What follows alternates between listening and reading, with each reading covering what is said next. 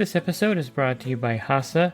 Liquid is clearly better. Liquid chlorine is the highest purity, works immediately, has no added cyanuric acid or calcium, and it will leave your pool safe, clean, and clear. And by the Bottom Feeder professional grade battery powered vacuum system. It sucks to clean pools, so cleaning pools sucks less. Get $100 off with code DVB100. This episode is brought to you by Skimmer, the #1 pool service software in North America. With Skimmer, you can streamline your schedule, grow your revenue, and keep your customers coming back with 5-star service. Whether you're a one-person operation or an established team, Skimmer is your partner in success. Visit getskimmer.com/poolguy to try Skimmer for free for 30 days. The Pool Guy Podcast Show. The Pool Guy Podcast Show. The Pool Guy Podcast Show.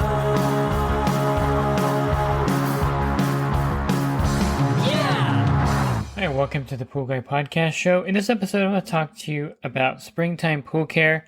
In some areas, of course, spring hits sooner than others. In Southern California, I would say March and April are usually the beginning of our season. We start to get weather, like for instance, we had a heat wave recently where temperatures dipped into the 90s degree mark in February. So it's one of those things where people start to look at their pools and start to use them around this time of year. Other states, of course, a little bit later. If you close your pool, you may not open it until May. But that is considered springtime, in my opinion, as well in those eastern or midwestern states. Are you a pool service pro looking to take your business to the next level? Join the Pool Guy Coaching Program. Get expert advice, business tips, exclusive content, and get direct support. From me, I'm a 35-year veteran in the industry. Whether you're starting out or scaling up, I've got the tools to help you succeed. Learn more at swimmingpoollearning.com. One thing to do in springtime, or the opening season of a pool, I guess I can phrase it that way as well, to be inclusive to other areas of the country, is to do a full check of the equipment. And of course, you're going to do the filter cleaning around this time.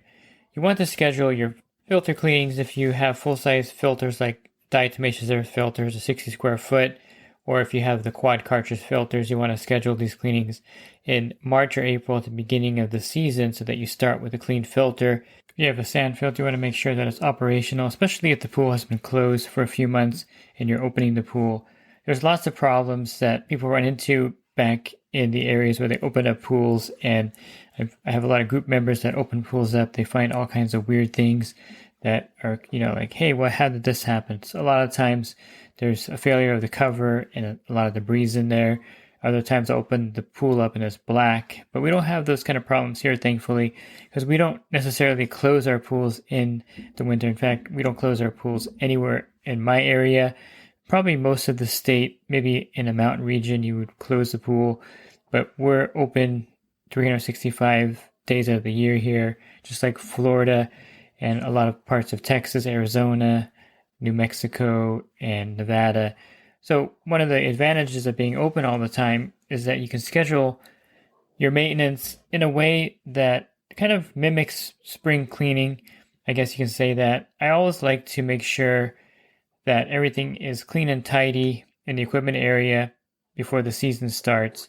And I also want to make sure I have plenty of the chemicals I need for the customer in their backyard. If I am charging them for these chemicals or this particular part of my service, I want to make sure that by the end of April or mid-April, everything is ready to go for these customers. I'll give you some examples. If it's a borate pool, I'm using borates in the water, I want to make sure that I have whatever I'm going to need to recharge that pool with borates available and ready to go. So if you get your borates at your supplier, that's fine.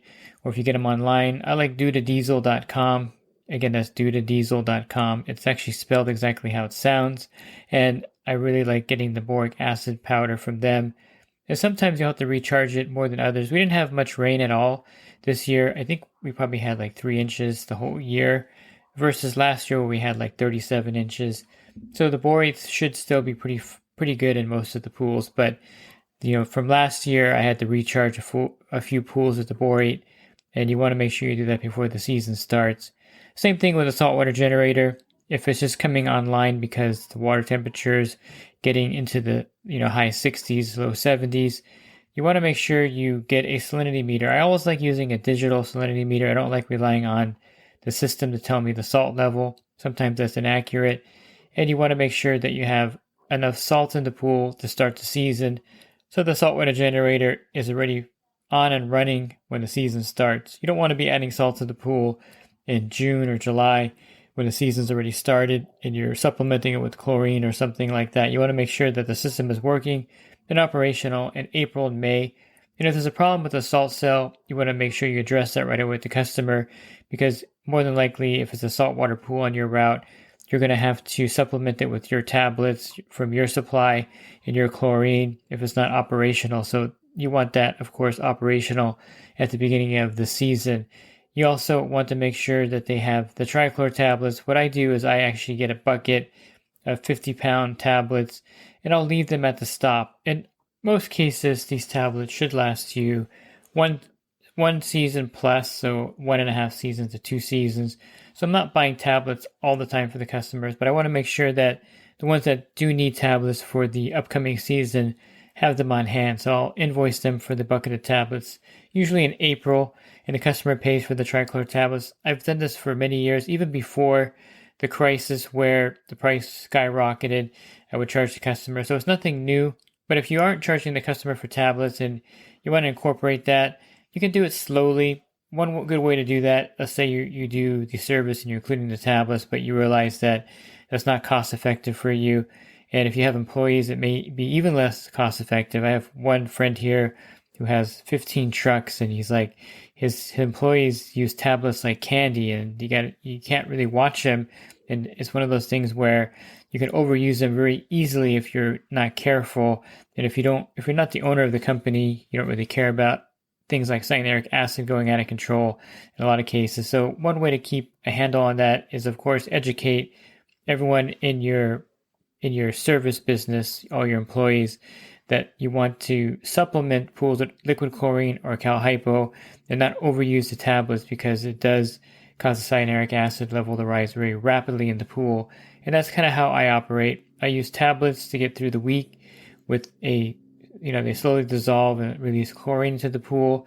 And then, of course, I supplement that with liquid chlorine and cal hypo so that I'm not overusing the trichlor tablets. But, of course, the customer pays for that, so the bucket of tablets is going to be there. You can slowly incorporate this into your business if you aren't charging. What I would suggest doing is maybe charging the first year a fee for the chlorine, and let them know that next year they're going to pay for the complete bucket. So maybe charge them, $100 starting the season as a tablet fee, and then let them know that next year they're going to have to absorb the whole cost of it, because you can no longer do that because of the inflation in the industry. You should have done this a couple of years ago, by the way, but if you're doing it right now, you can use the inflation in the industry as an excuse. Right now, with the tariffs and with prices going up, it's actually a great time to send that letter out saying, due to the increased cost in the industry from tariffs and from fees and whatever you want to say, I can no longer provide 3-inch trichlor tablets for you. And so this year I'm going to charge you a $100 fee for them.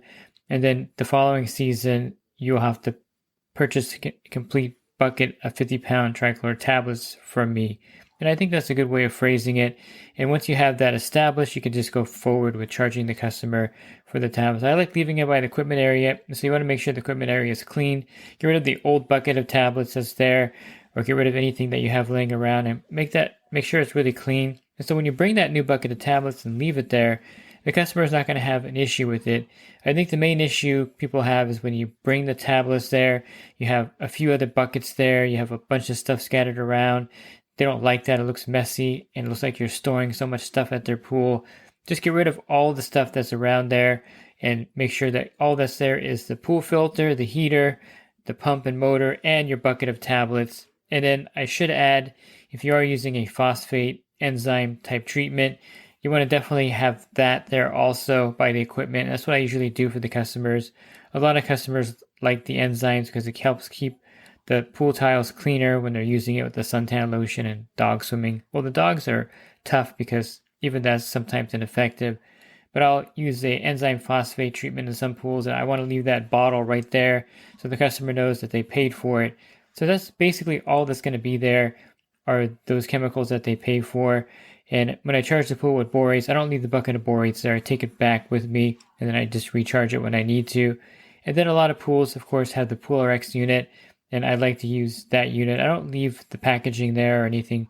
If you buy them in the bulk 4-pack, there's not much you can do to identify that you have that in there, except the physical PoolRx unit itself in the pump basket or skimmer. So make sure that if you're using PoolRx, it goes in. Usually here in California, we put it in after we clean the filter in March and April. Not necessarily right after, but within 2 or 3 weeks after cleaning the filter, you should put that PoolRx unit in. That way it's optimal and the minerals get to dissolve fully in the water. But definitely you want to put the PoolRx unit in the pool here in California by the beginning or mid-April and before the pool season starts. Plus, you don't want people going into the pool while you're introducing the PoolRx unit, because if you keep a high chlorine level and you put the PoolRx unit in there, there could be a problem with someone swimming that has light hair where the hair kind of turns green. And that's a whole nother podcast. When I talk to Fred Schweer at PoolRx, we'll cover all of that. But so I like putting it in the pool when no one's using it, just to avoid any kind of problems that may happen. But the chlorine level has to be really high for that to happen, by the way, looking at like 10 parts per million for that effect. So I do all that before people are using the pool. And then I want to do a full equipment check. So I mentioned cleaning the filter. You want to make sure that the pump is in good shape, the motor, the saltwater system I mentioned earlier, you want to make sure is in good shape. And so when you start the season, everything should be optimal. This is going to really help you in summer. And I'll probably do a podcast at the beginning of summer to go over some things that happen in summer. But optimally, if you have everything in place, you have the clean filter, you have the chemicals you're going to use, you have the enhancers, the borates, the phosphate and enzyme that you're going to put in the pool or the PoolRx unit. If all of that's ready, set, go in April, you're going to have a pretty smooth season on your hands going into May, June, July, and August here, and September, which is our summer. So usually beginning of May, June, July, and August are the 3 hottest months. Actually, June is not quite as hot. I would say July, August, and September have now become the hottest months in Southern California. May has been kind of cool, and June has what we call the June gloom, where it's kind of hazy in the morning, and sometimes the sun doesn't break through to 1 or 2 in the afternoon, which is great, by the way, for pool service. And I think, if you have everything ready this early in the season, again, you're going to have a great season. Now you want to make sure you have your equipment and everything in order for the spring season. One thing that I always recommend is to make sure that your biggest equipment, which is your vehicle, is in top running order for the summer. So I always like to get my brakes done before the season starts. I know it's weird and do all my maintenance right before. So in fact, just recently I just got the oil changed and the tires rotated and had a full inspection, because you want your vehicle to be ready for the summer. Last year I did the brakes at this time in March, just before the summer started, for a number of reasons. One, in the summertime, you're extremely busy and there's not a lot of time to take your vehicle in and leave it there for 4 or 5 hours. Believe it or not, you don't have that kind of time in the summer. Things pile up, you get new accounts, things happen, it's hot, you want to get through your day. And so the best time to do this maintenance is in the spring. So make sure if you need new tires, get those put on your truck, do the brakes, do any kind of heavy maintenance, because you don't want your truck down in the summer. Make sure the air conditioner is charged up and ready to go, because that's going to be like your safe haven when you're in your truck and you have the air conditioner on between stops. And it's something that people forget to check. Their truck is working and everything is good to go for the summer. You don't want to break down in the summer, because then things pile up and things get really ugly out there. So that's number one. And then your equipment going into the season. If you're on the fence about getting a new pole or, getting some other premium equipment like a vacuum system, definitely you may want to invest in that before summer. And sometimes in the spring here especially, we still get those Santa Ana winds blowing all the way until April. So it's a good idea to have that vacuum system and everything you need to clean those pools before the season really gets started. And then, of course, the water chemistry. So coming out of winter, you're not using a lot of chlorine and a lot of acid in the pool, because it's pretty stable. With the cold water, you don't really have to worry too much about scaling and the pH. And with the chlorine, usually one tablet will last a whole month there if you're using tablets to add a little cyanuric acid to pools during the winter. Or 1 gallon of liquid chlorine will probably be good for the whole month here, because the water temperature is pretty cold. So coming out of the winter months, you definitely want to make sure that the pools are ready for the summer months. So start bringing that chlorine level up a little bit if it's down, like to 2 or 3 parts per million. I like my pools in the summertime at 5 to 8 parts per million of chlorine. So you want to bring those up, and as the saltwater generators start to come online, turn those up a little bit to increase the production.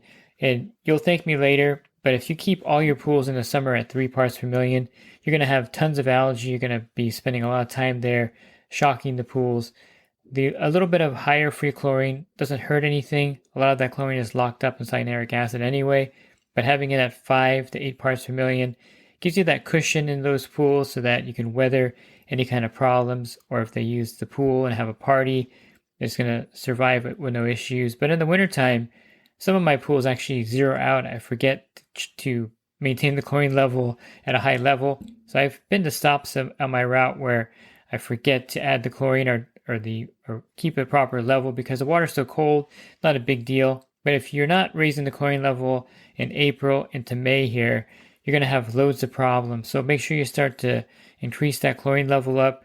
And as you get into the summer months, you want to make sure that the pool is perfectly fine and functioning.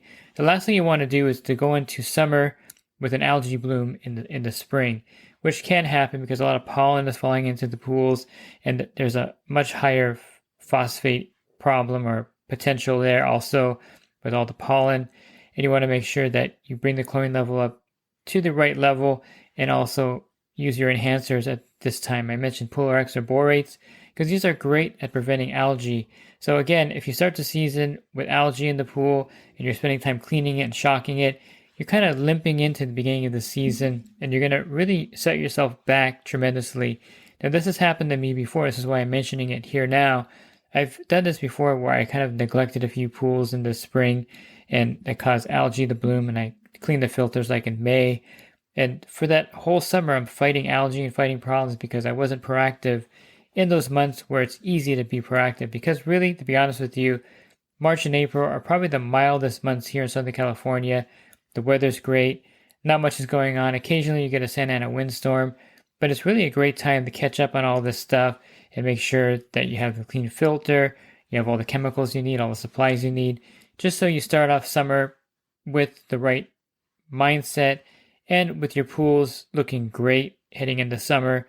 And that goes a long way to get through the season. Believe me, because I've done it the other way, and limping into the summer is much harder to recover from than going in with everything firing on all cylinders. If you're looking for other podcasts that I've recorded, you can find those on my website, swimmingpoollearning.com. On the banner, click on the podcast icon, and there'll be a drop-down menu of other podcasts for you there. And if you're interested in the coaching program that I offer, you can learn more at poolguycoaching.com. Thanks for listening to this podcast. Have a great rest of your week, and God bless. This episode is brought to you by HASA, providing products that deliver clean, healthy water for every aspect of everyday life. The bottom feeder battery-powered vacuum system, portable, powerful, and only weighs 12 pounds. And Skimmer. Get Skimmer, America's #1 pool service software. Podcast listeners can try Skimmer for free at getskimmer.com/poolguy.